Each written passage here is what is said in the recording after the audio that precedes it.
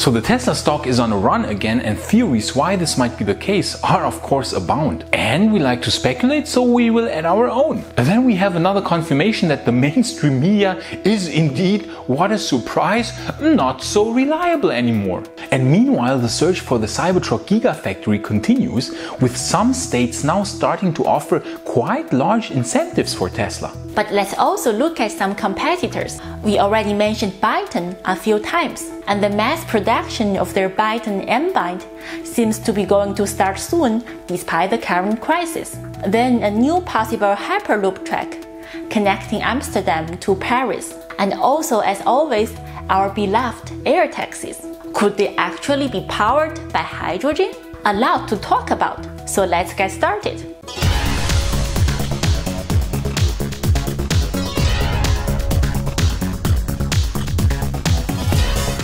So if you are currently a bit bored at home during the lockdown and don't know what to do, the Tesla stock is actually more entertaining than many movies or games. The current volatility of the Tesla stock is so high that even cryptocurrencies look quite boring as compared to Tesla. We remember that Tesla had an incredible run-up from the low of $170 at the end of May last year to the high of almost $1,000 at the beginning of February this year. But then, of course, the full extent of the crisis hit, and the whole stock market crashed. Actually, all asset classes crashed, so Tesla was no exception. There was an extreme panic selling, so Tesla fell from the high of $960 to an astounding low of $350 only in the matter of a few weeks. But now the Tesla stock is bouncing back again and trading at well over $700. It seems that people have realized the truth, namely that Tesla is still growing and expanding despite the crisis. Tesla had a record month in China in March, selling a bit more than 10,000 cars, while all other car makers suffered huge losses in China. Yet Tesla is still growing and selling more and more cars. This seems to surprise many people who are now in a panic rebuying the Tesla stock. It's funny what noobs many Wall Street analysts appear to be. Tesla is the only car maker on this planet right now that isn't able and never has been able to meet the rising demand for its electric cars. The demand for electric cars has been steadily on the rise in the last years, and this paradigm shift will only be accelerated due to the pandemic, because many people suddenly make the very surprising realization that cars do indeed pollute the air. Wow, really surprising! And they also realize that cars indeed emit all sorts of nasty poisonous fumes, such as nitrous oxide and particulate matter, which leads to quite some brutal damage to the body. Some recent studies have shown that particulate matter emitted by gasoline cars and diesel cars even makes people stupider. In case you wonder why the world is getting more and more like in the movie Idiocracy, here you have a possible explanation. Joking aside, the pandemic will increase demand for EVs even more. Tesla could not meet demand before the crisis and cannot meet demand now. That's why they keep growing, because they haven't even reached saturation point yet, by far. Whereas many other car makers had reached the saturation point long before the crisis even started. That's why Tesla just keeps expanding and growing, because they never can meet the rising demand. And this profound realization that Tesla will master this crisis not only unharmed, but will actually come out of this much stronger, makes the Tesla stock rebound like crazy. The gap between Tesla and the competition will increase even more due to the pandemic. And fittingly, now more and more states start to offer huge incentives to Tesla, because apparently they have also realized that it would be extremely smart to have the fastest growing company on this planet with the biggest future potential in its own backyard. Took them a sweet long time to realize it. Missouri, for example, now offers Tesla a quite nice incentive package worth $1 billion. If Tesla would build their Cybertruck Gigafactory in Joplin, Missouri, the incentive package includes a 12-year tax break and a 50% reduction for the land purchase price. Plus, Missouri is in the heart of pickup truck land, so producing the Cybertruck there will certainly easily disrupt the pickup truck landscape. Missouri is also centrally situated in the US with very good infrastructure, so the race is certainly on, and we cannot wait to find out where the final location for the Cybertruck Gigafactory will be. Meanwhile, Elon is battling the mainstream media. We always knew that Elon is not very happy how currently the mainstream media is reporting stuff, especially on Tesla.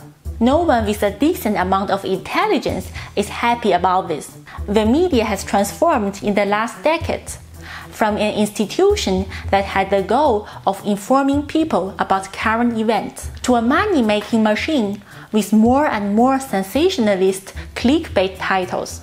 A whole industry has been developed where the more insane the headline, the better, because more people click on it or watch it, therefore more revenue. It's not so much about the truth anymore, rather than having a shocking narrative.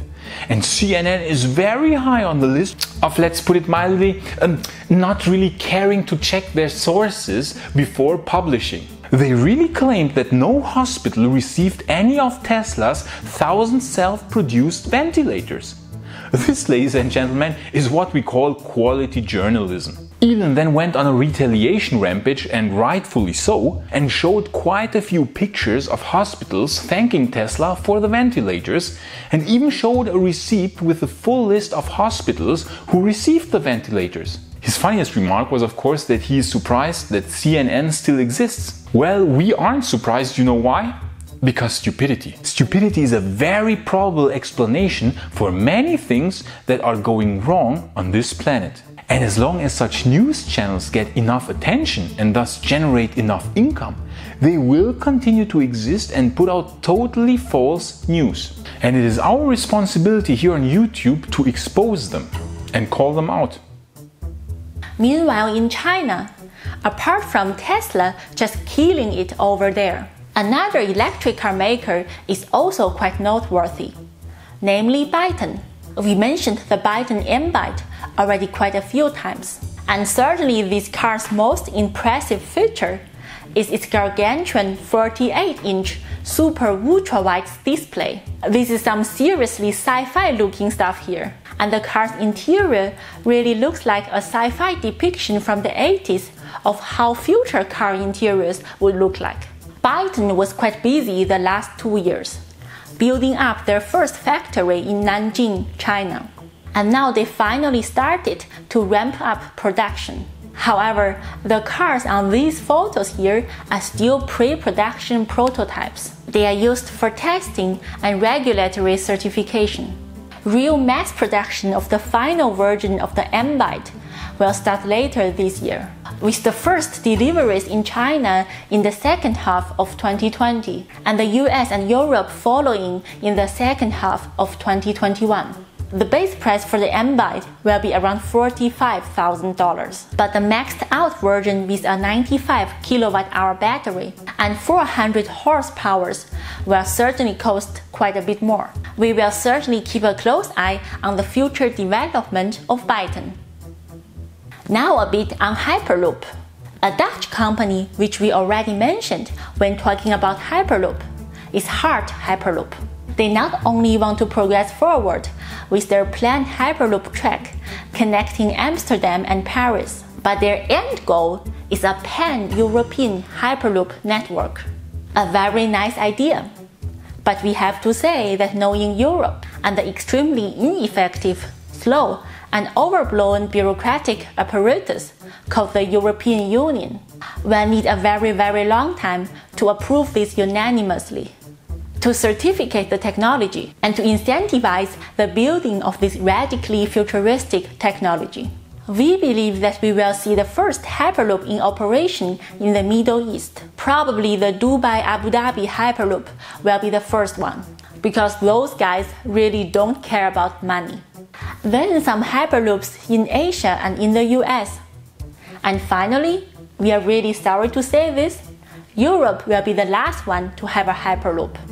But it's really nice that Hardt Hyperloop is trying. And we really need more companies that push forward this amazing technology.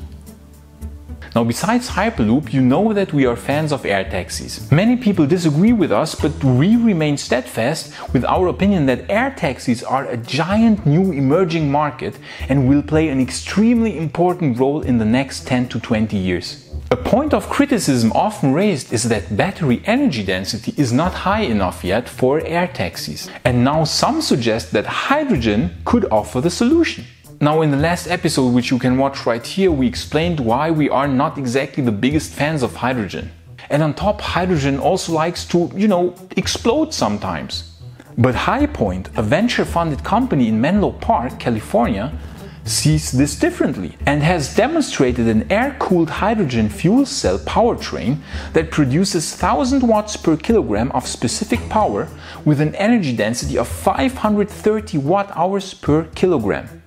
As a comparison, the current energy density of the Model 3 Panasonic battery cells is around 250 watt-hours per kilogram. However, Tesla will present more news on future battery energy density on the Battery and Drivetrain Day, which, by the way, has now been postponed to May.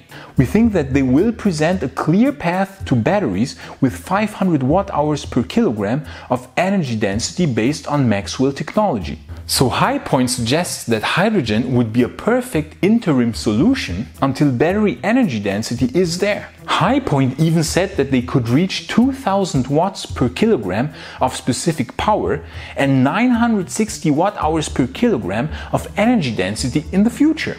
Currently, they are in the prototype phase, but HyPoint expects the system will be ready for testing in the beginning of 2022 and commercialized in 2023 at a price point of between $100 to $500 per kilowatt, if they can reach mass production. Now, as far as we know, the Alakai Sky is currently the only hydrogen-powered air taxi being developed.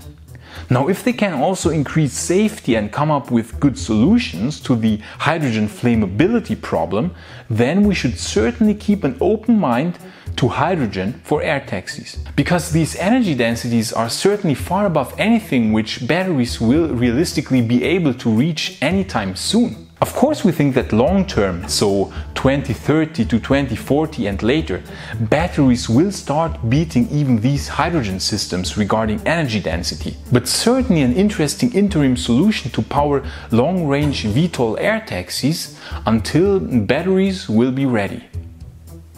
So what do you think is the reason for this Tesla stock rally? The stock is going up like crazy. And what's in your opinion the best location for the future Cybertruck Gigafactory? Joplin, Tulsa, Nashville, Austin, so many choices. Maybe 2 factories?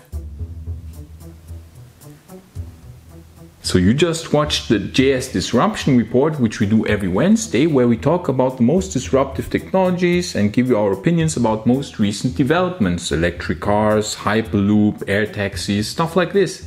And if you liked our show, we would really appreciate it if you would share it with your friends. Then I would say, on to the future!